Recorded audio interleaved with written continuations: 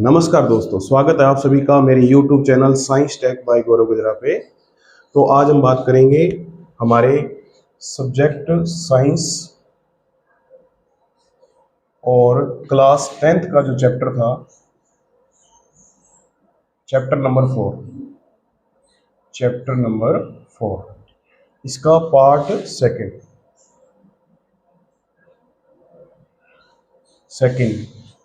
ठीक है, तो हमने लास्ट वीडियो के अंदर बात कर ली थी कि प्रोपेन कैसे बनता है। तो प्रोपेन के लिए हमने 3 कार्बन लिए थे, 1 2 3।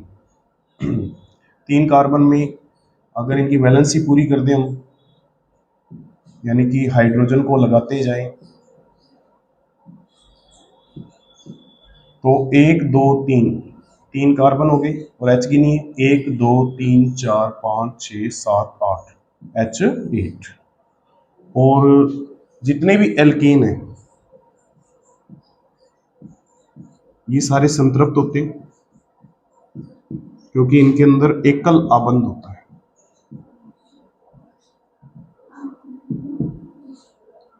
ये दोस्तों प्रोपेन। ठीक है, इसके बाद बात करेंगे, प्रोपेन के बाद बात करेंगे हम ब्यूटेन की, कि ब्यूटेन क्या होता है। तो ब्यूटेन में कितने कार्बन आ जाएंगे? 4। 1 2 3 4, 4 कार्बन आ गए। ठीक है, तो इसके बाद हम हाइड्रोजन लगाना शुरू करेंगे। 1 2 3, 3 2 5, 2 7, 2 9 और 1 10, यानी कि 1 2 3 4, 4 ऊपर 4 नीचे और 2 साइड के अंदर। तो क्या बन गया? कार्बन कितने? 1 2 3 4, यानी C4H10। तो ये है ब्यूटेन। अब इसका इलेक्ट्रॉन बिंदु संरचना जो है वो हम बना के देखेंगे। इलेक्ट्रॉन बिंदु संरचना बनाते हैं, यहाँ पे देखिए इलेक्ट्रॉन बिंदु संरचना, यानी कार्बन 1 2 3 4, 4 कार्बन, और कार्बन के पास आपको पता है बाह्यतम कोश में 4 इलेक्ट्रॉन,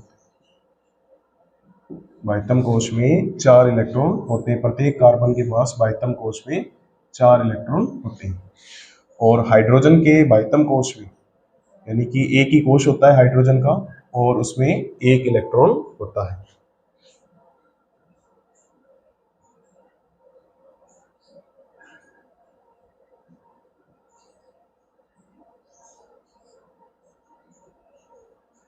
अब इनकी इलेक्ट्रॉन बिंदु संरचना बनाने के लिए हमें, कार्बन के पास 4 इलेक्ट्रॉन है तो इसे 8 इलेक्ट्रॉन देंगे, यानी कि 8 इलेक्ट्रॉन टोटल जब इसके पास हो जाएंगे तो यह स्थायी हो जाएगा उनका। तो यह एक तो इलेक्ट्रॉन जो है वो कार्बन से लेगा, दूसरा जो इलेक्ट्रॉन है वो हाइड्रोजन से, तीसरा भी हाइड्रोजन से और चौथा भी हाइड्रोजन से।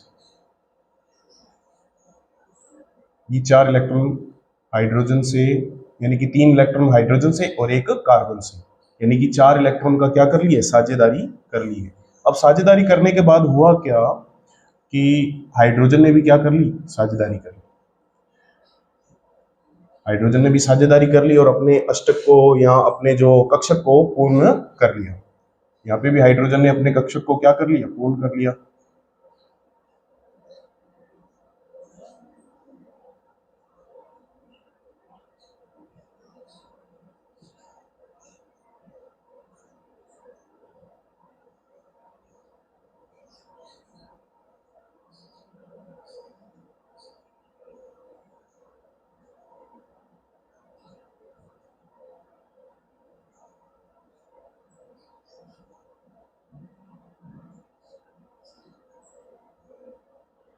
ये देखिए दोस्तों, ये बन गई इलेक्ट्रॉन बिंदु संरचना, ब्यूटेन की इलेक्ट्रॉन बिंदु संरचना। इलेक्ट्रॉन बिंदु संरचना, इसे ब्यूटेन की इलेक्ट्रॉन बिंदु संरचना कहते हैं। इसको नोट कर लीजिए, यहाँ आप इसका स्क्रीनशॉट ले सकते हैं और इसे अपनी कॉपी में बना सकते हैं। इसके बाद बात करेंगे हम पेंटेन की। तो पेंटेन आता है 5, पेंट आता है 5 नंबर पे, यानी 5 कार्बन होंगे उसके अंदर, 1 2 3 4 और 5, और हाइड्रोजन जोड़ेंगे।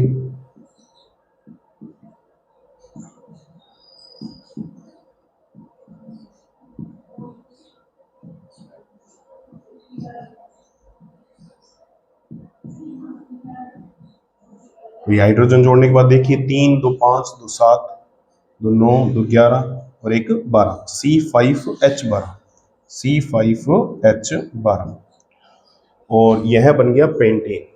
और इसकी इलेक्ट्रॉन बिंदु संरचना देखेंगे अब यहाँ पे।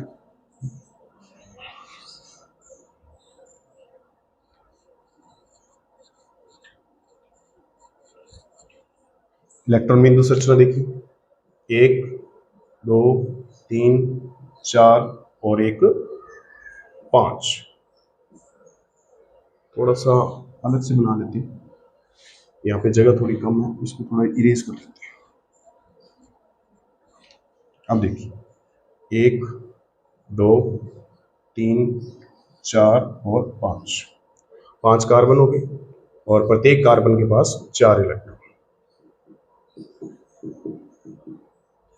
प्रत्येक कार्बन के पास 4 इलेक्ट्रॉन।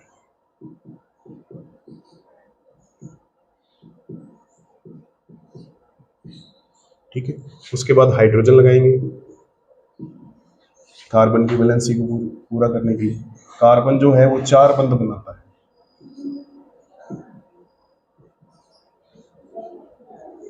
और प्रत्येक हाइड्रोजन के पास एक एक्स्ट्रा इलेक्ट्रॉन होता है, जिसे वो या तो दान कर सकता है या फिर किसी के साथ साझा कर सकता है।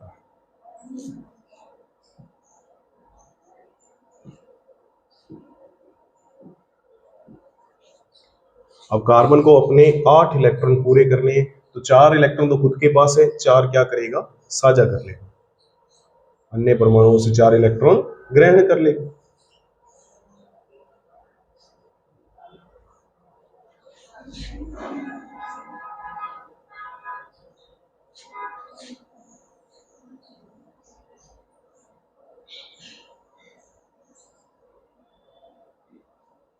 ठीक है, उसके बाद हाइड्रोजन भी क्या करेगा, कार्बन से 1 इलेक्ट्रॉन ग्रहण करेगा, और अपने जो कोश को है वो साझेदारी के इलेक्ट्रॉनों के द्वारा पूरा करेगा।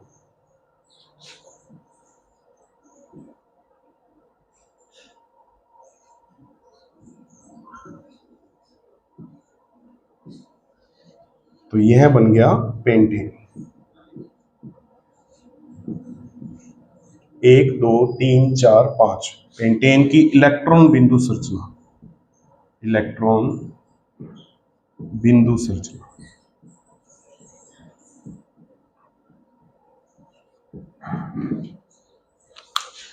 तो मैं आशा करता हूं ये आपको समझ में आ गया होगा। अगर आपको कोई भी डाउट हो तो आप कमेंट में बता सकते हैं कि अगर आपको कोई डाउट हो रहा हो या मान लो कहीं पे कोई परेशानी आ रही हो तो आप उसे कमेंट में लिखकर मुझे बता सकते हैं, मैं आपको उसका सॉल्यूशन प्रोवाइड करवा दूँ। चलिए आगे चलते हैं।